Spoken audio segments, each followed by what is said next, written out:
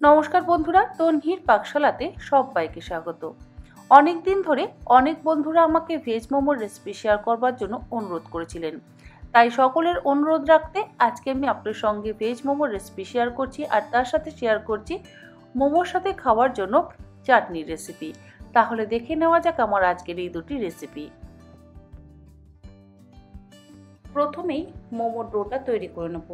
তার জন্য একটা বাটির মধ্যে নিয়ে নিচ্ছি 3 কাপ পরিমাণে ময়দা, তার সাথে দেব 1 কাপ পরিমাণে কর্নফ্লাওয়ার। গতকাল আমি একটি চিকেন মোমোর রেসিপি আপনার সঙ্গে শেয়ার করেছি, সেখানে রেশিওটা ছিল অন্য। এই রেশিওটা দিয়েও যদি মোমোর ডো তৈরি করা হয় তাহলেও কিন্তু একদম পারফেক্ট মোমো তৈরি হবে। ময়দা আর কর্নফ্লাওয়ারটা ভালো করে মিশিয়ে নেওয়ার পর এর মধ্যে দিয়ে দিচ্ছি 1 চা চামচ পরিমাণে লবণ আর 2 টেবিল চামচ পরিমাণে সাদা তেল। ময়ান কিন্তু অবশ্যই দিতে হবে, তা না হলে মোমোর এই ডোটা কিন্তু মোমোর আউটার কোটিংটা চিউই হবে। খুব ভালো করে লবণ আর তেলটাকে মিশিয়ে নিতে হবে। তারপরে অল্প অল্প পরিমাণে গরম জল দিয়ে আমাদের ডোটাকে মেখে নিতে হবে। খুব বেশি নরম করেও মাখতে হবে না, আবার খুব বেশি শক্ত করেও না।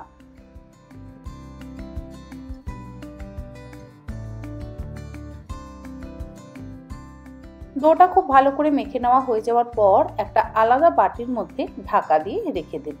এরপরে মোমোর স্টাফিংটা তৈরি করে নেব। সবজির মাপ আমি বলছি না, সবজির মাপ আপনারা নিজেদের ইচ্ছে মতন ব্যবহার করতে পারেন। প্রথমে বাটির মধ্যে নিয়ে নিলাম একদম মিহি করে কুচিয়ে নেওয়া বাঁধাকপি, দুটো ছোট টুকরো করে কুচিয়ে নেওয়া ক্যাপসিকাম, তার সাথে দিয়ে দিলাম 200 গ্রাম পরিমাণে ছোট টুকরো করে কেটে নেওয়া স্প্রিং অনিয়ন। স্প্রিং অনিয়ন কিন্তু অবশ্যই ব্যবহার করতে হবে ভেজ মোমোতে। আর দিয়ে দিচ্ছি 3টে মিহি করে কুচিয়ে নেওয়া পেঁয়াজ, তার সাথে দিয়ে দিলাম 1 মুঠো কুচিয়ে নেওয়া ধনেপাতা। এর মধ্যে দিয়ে দিচ্ছি 1 টেবিল চামচ পরিমাণে লবণ। এই সমস্ত কিছু একসাথে ভালো করে মেখে নেব।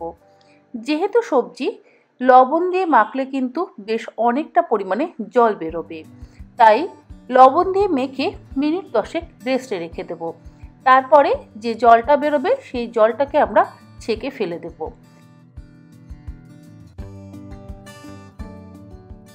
মোমোর এই স্টাফিংয়ের মধ্যে আপনারা চাইলে এমএসজি অর্থাৎ আজিনোমোটো অবশ্যই ব্যবহার করতে পারেন। আজিনোমোটো দিলে স্বাদটা অসম্ভব ভালো হয়, আর যদি ব্যবহার করতে না চান নাও করতে পারেন। আমি আর এর মধ্যে কিন্তু এমএসজির ব্যবহার আজকে করছি না। দেখুন সবজির থেকে বেশ অনেকটা পরিমাণে জল বেরিয়েছে। এই জলটা আমি একদম ছেঁকে ফেলে দেব। আর একটা সুতির কাপড়ের মধ্যে সমস্ত সবজিগুলো নিয়ে যদি জলটা চিপে নেওয়া হয় তাহলে কিন্তু বেশি ভালো হয়। ভেজ মানে আমরা জানি সম্পূর্ণ পেঁয়াজ রসুন ছাড়া, তবে বাংলার বাইরে পেঁয়াজ রসুনটাকে কিন্তু ভেজ মানা হয় না। যাই হোক, পেঁয়াজ রসুন ছাড়া মোমোর স্বাদ খুব একটা ভালো হয় না।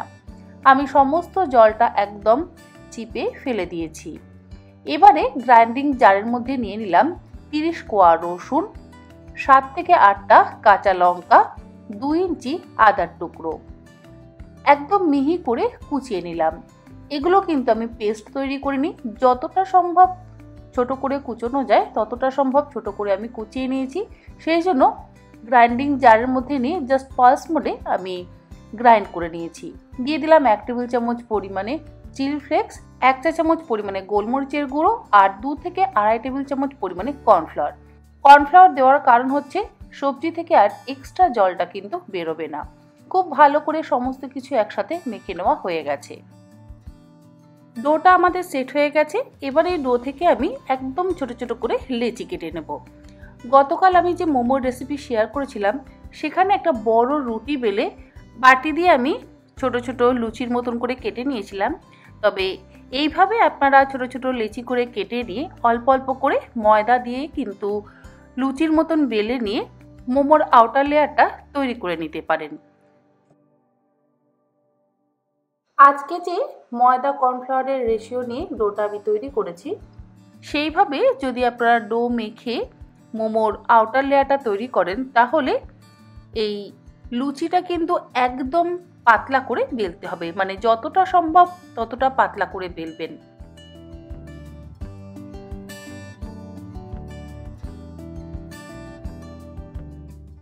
তা না হলে মোমোর আউটার লেয়ারটা একটু বেশি মোটা হয়ে যাবে, আর মোটা হয়ে গেলে খেতে একেবারে ভালো লাগবে না। একই রকমভাবে সবকটা বেলে নেওয়ার পর এবারে মোমোর শেপ দিয়ে নেব। সবজিটা মাঝখানে রেখে একটা সাইড ধরে কুচি দিয়ে নিতে হবে। একটা সাইড ধরে 4-5টা কুচি দিয়ে দেবেন, আর একটা সাইড দিয়ে আটকে দেবেন। দেখবেন খুব সুন্দর কিন্তু এই পুটলির মতন মোমোর শেপ তৈরি হয়ে যাবে। এই একই রকমভাবে বাকি মোমোর শেপও আমি দিয়ে নেব। এইভাবে শেপ দেওয়াটা কিন্তু ভীষণই সহজ, আর গতকালও একটা সহজ পদ্ধতি আমি দেখিয়েছি। ওয়ান্টন যেভাবে আমরা বানাই ঠিক সেইভাবে শেপ দিলেও কিন্তু খুবই ভালো লাগবে।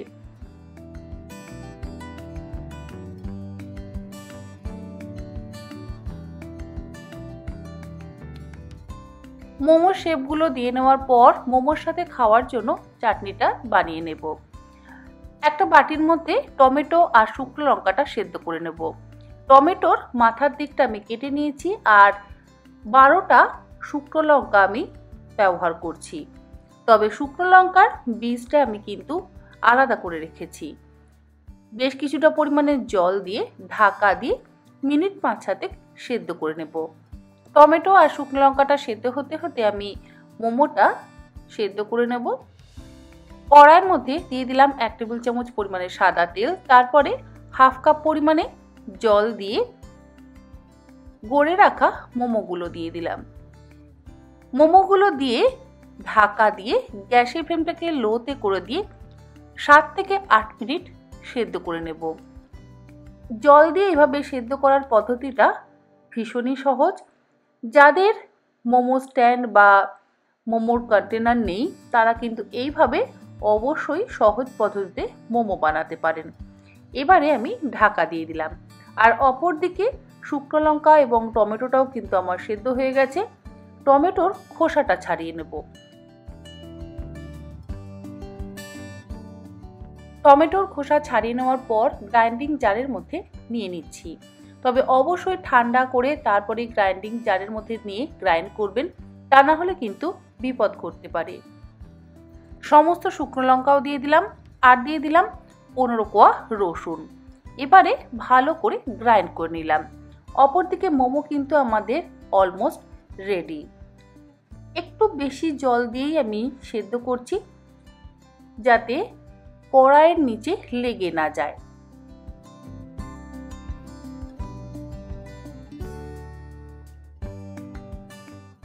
চাটনিটা বানাবার জন্য কড়াইতে দিয়ে দিলাম 1 টেবিল চামচ পরিমাণে সাদা তেল। তেল গরম করে নেওয়ার পর একটা মিডিয়াম সাইজের মিহি করে কুচিয়ে নেওয়া পেঁয়াজ দিয়ে দিলাম। 2 মিনিট পেঁয়াজটাকে হালকা করে ভেজে নিয়ে তারপরে বেটে নেওয়া টমেটো, শুকনো লঙ্কা এবং রসুনটা দিয়ে দেব। গ্যাসের ফ্লেমটাকে হাইতে করে দিয়ে খুব ভালো করে ফুটিয়ে নেব। এই সময়তেই এর মধ্যে দিয়ে দিলাম 2 টেবিল চামচ পরিমাণে ভিনেগার, তার সাথে দিয়ে দিলাম 2 টেবিল চামচ পরিমাণে ডার্ক সয়া সস। চাইলে আপনারা লাইট সয়া সসও অবশ্যই ব্যবহার করতে পারেন। দিয়ে দিলাম 3 টেবিল চামচ পরিমাণে কাশ্মীরি রেড চিলি পাউডার, তার সাথে যে শুকনো লঙ্কার বীজগুলো আলাদা করে ছাড়িয়ে রেখে দিয়েছিলাম সেটা। এবারে ভালো করে একসাথে মিশিয়ে দিচ্ছি।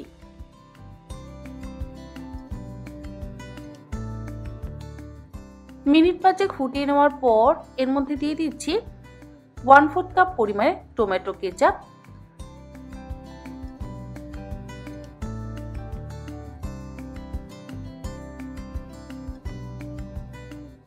আর সবশেষে দিয়ে দিচ্ছি স্বাদ অনুসারে লবণ।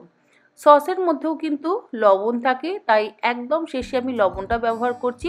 আর আপনারা অবশ্যই নিজেদের স্বাদ অনুসারে লবণ ও ঝালটা ব্যবহার করবেন। মোমোর সাথে খাওয়ার জন্য চাটনি আমাদের একদম তৈরি। গ্যাসের ফ্লেমটাকে বন্ধ করে দিয়ে এবার আমি ভেজ মোমোগুলো সার্ভ করছি। আর এই মোমোর চাটনি কিন্তু আপনারা 15 থেকে 20 দিন নর্মাল ফ্রিজে স্টোর করে অবশ্যই রাখতে পারেন। ভেজ মোমোগুলো সার্ভ করবার পর ওপর থেকে দিয়ে দিলাম 2 চা চামচ পরিমাণে চিলি অয়েল। এই চিলি অয়েলের রেসিপি অলরেডি আমি গতকালের চিকেন মোমোর রেসিপির সাথে শেয়ার করেছি, তাই আর আজকে রেসিপিটা দেখালাম না। আর এর সাথে দিয়ে দিলাম মোমোর চাটনি।